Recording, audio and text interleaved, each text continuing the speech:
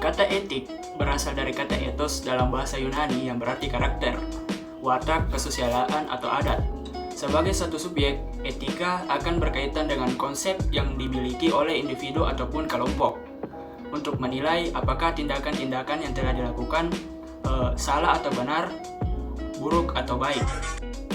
Etika kesehatan masyarakat adalah suatu tatanan moral berdasarkan sistem nilai yang berlaku secara universal dalam eksistensi mencegah perkembangan risiko pada individu, kelompok, dan masyarakat yang mengakibatkan penderitaan sakit dan kecacatan, serta meningkatkan keberdayaan masyarakat untuk hidup sehat dan sejahtera. Etika kesehatan bertujuan mengatur bagaimana bertingkah laku dalam memberikan jasa pelayanan kesehatan, menentukan aturan-aturan yang mengatur bagaimana menangani suatu masalah yang berkaitan dengan etik agar tidak menjadi suatu hal yang masuk ke ranah hukum atau menimbulkan efek hukuman bagi diri sendiri maupun pasien atau klien. Kemudian selanjutnya adalah hukum kesehatan. Hukum kesehatan merupakan semua peraturan hukum yang berkaitan langsung dengan pemberian kesehatan dan penerapannya pada hukum perdata, hukum administrasi, dan hukum pidana. Hukum kesehatan adalah semua ketentuan hukum yang berhubungan langsung dengan pemeliharaan atau pelayanan kesehatan dan penerapannya. Hal ini menyangkut hak dan kewajiban baik dari perorangan dan segenap lapisan masyarakat sebagai penerima pelaksana kesehatan maupun dari pihak penyelenggara dalam segala aspeknya, organisasi, sarana, pedoman standar pelayanan medik, ilmu pengetahuan kesehatan, dan hakim, serta sumber-sumber lainnya. Etika dan hukum kesehatan dalam dunia kesehatan umumnya berbeda, namun saling melengkapi, di mana hukum cenderung bersifat kaku, lama dalam proses legalisasi, dan kurang menyeluruh. Kemudian norma etika akan melengkapi kelemahan-kelemahan norma hukum sehingga mampu mengikuti perubahan-perubahan yang terjadi di masyarakat.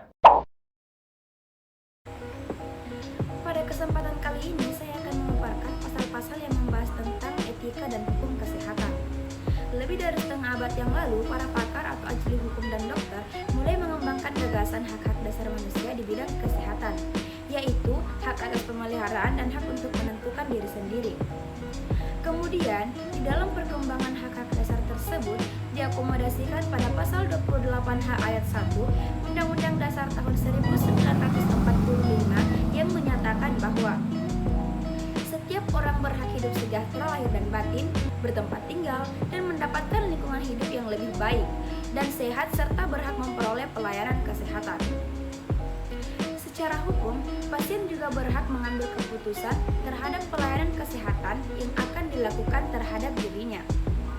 Karena hal ini sangat berhubungan erat dengan hak asasinya sebagai manusia, kecuali apabila dapat dibuktikan bahwa keadaan mentalnya tidak mendukung untuk mengambil keputusan yang diperlukan. Dalam hubungannya dengan hak asasi manusia, persoalan mengenai kesehatan ini di negara kita diatur dalam Undang-Undang Nomor 23 Tahun 1992 tentang Kesehatan, di mana dalam bab 3 pasal 1 ayat 1 dan pasal 4 menyebutkan, pasal 1 ayat 1, kesehatan adalah keadaan sejahtera dari badan, jiwa, dan sosial yang memungkinkan setiap orang hidup produktif secara sosial dan ekonomi. Selanjutnya, dalam pasal 4 dinyatakan bahwa setiap orang mempunyai hak yang sama dalam memperoleh derajat kesehatan yang optimal. Sehubungan dengan hak atas kesehatan tersebut yang harus dimiliki oleh setiap orang, negara memberi jaminan untuk mewujudkannya. Jaminan ini antara lain diatur dalam bab 4 mulai dari pasal 6 sampai pasal 9 Undang-Undang Nomor 23 Tahun 1992 tentang Kesehatan pada bagian tugas dan tanggung jawab pemerintah. Di sini saya akan membahas tentang kode etik profesi kesehatan masyarakat. Nah, perlu diketahui apa sih kode etik profesi?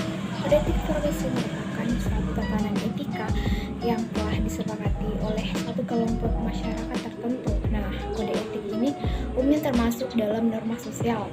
Namun, bila ada kode etik yang memiliki sanksi yang agak berat, nah maka masuk dalam kategori norma hukum. Nah, jadi di sini saya hanya akan membahas dua jenis kode etik profesi, yaitu kode etik ahli epidemiologi dan kode etik kesehatan lingkungan. Nah, jadi yang pertama adalah kode etik profesi ahli epidemiologi. Nah, adapun kode etiknya yaitu kewajiban umum. Nah, yang pertama, kewajiban umum seorang epidemiologi yang pertama adalah epidemiolog kesehatan harus menjunjung tinggi, menghayati dan mengandalkan profesi epidemiologi kesehatan dengan sebaik-baiknya. Kemudian yang kedua, seorang epidemiolog kesehatan harus senantiasa berupaya melakukan profesinya sesuai dengan standar profesi yang tertinggi. Kemudian yang ketiga, dalam melakukan pekerjaan atau praktek profesi epidemiologi, seorang epidemiolog kesehatan tidak boleh dipengaruhi sesuatu yang mengakibatkan hilangnya kebebasan dan kemandirian profesi. Nah, kemudian yang keempat adalah seorang epidemiolog kesehatan harus menghindarkan diri dari perbuatan yang menguji diri sendiri. Kemudian yang kelima, seorang epidemiolog kesehatan senantiasa berhati-hati dalam menerapkan setiap penemuan atau cara baru yang belum teruji kehandalannya dan hal-hal yang menimbulkan keresahan masyarakat, profesi atau ilmuwan. Kemudian kewajiban epidemiolog kesehatan terhadap klien atau masyarakat. Nah, yang pertama, seorang epidemiolog kesehatan bersikap tulus, ikhlas, dan mempergunakan segala ilmunya dan kompetensinya untuk kepentingan penyelesaian masalah klien atau masyarakat. Nah, yang dimana dalam hal ini ia tidak mampu melakukan suatu penelitian atau penyelidikan dalam rangka penyelesaian masalah, maka ia wajib berkonsultasi, bekerja sama, dan merujuk pekerjaan tersebut kepada epidemiolog kesehatan lain yang mempunyai keahlian dalam penyelesaian masalah tersebut. Kemudian yang kedua, seorang epidemiolog kesehatan wajib melaksanakan profesinya secara bertanggung jawab. Nah, kemudian yang ketiga, seorang epidemiolog kesehatan wajib melakukan penyelesaian masalah secara tuntas dan keseluruhan dengan menggunakan ilmu dan metode epidemiologi serta ilmu lainnya yang relevan. Kemudian yang keempat, seorang epidemiolog kesehatan wajib memberikan informasi kepada kliennya atas pelayanan yang diberikannya. Kemudian yang kelima, seorang epidemiolog kesehatan berhak mendapatkan perlindungan atas praktek pemberian pelayanan. Kemudian kewajiban epidemiolog kesehatan terhadap teman seprofesi. Yang pertama, seorang epidemiolog kesehatan memperlakukan teman seprofesinya sebagai bagian dari penyelesaian masalah. Kemudian yang kedua, seorang epidemiolog kesehatan tidak boleh saling mengambil alih pekerjaan dan teman seprofesi kecuali dengan persetujuan atau berdasarkan prosedur yang ada. Kemudian kewajiban epidemiolog kesehatan terhadap diri sendiri. Nah, jadi yang pertama, seorang epidemiolog kesehatan itu harus memperhatikan dan mempraktekkan hidup bersih dan sehat, beriman menurut kepercayaan dan agamanya supaya dapat bekerja dengan baik. Kemudian yang kedua, seorang epidemiolog kesehatan itu harus senantiasa mengikuti perkembangan ilmu dan teknologi kesehatan yang berkaitan dan atau penggunaan ilmu, metodologi dan kompetensi epidemiologi. Nah, selanjutnya kode etik profesi kesehatan lingkungan atau sanitarian. Nah, adapun kewajiban umum seorang sanitarian, yaitu yang pertama, seorang sanitarian itu harus menjunjung tinggi, menghayati, dan mengamalkan profesi sanitasi dengan sebaik-baiknya. Kemudian yang kedua, seorang sanitarian itu harus senantiasa berupaya melaksanakan profesinya sesuai dengan standar profesi yang tertinggi.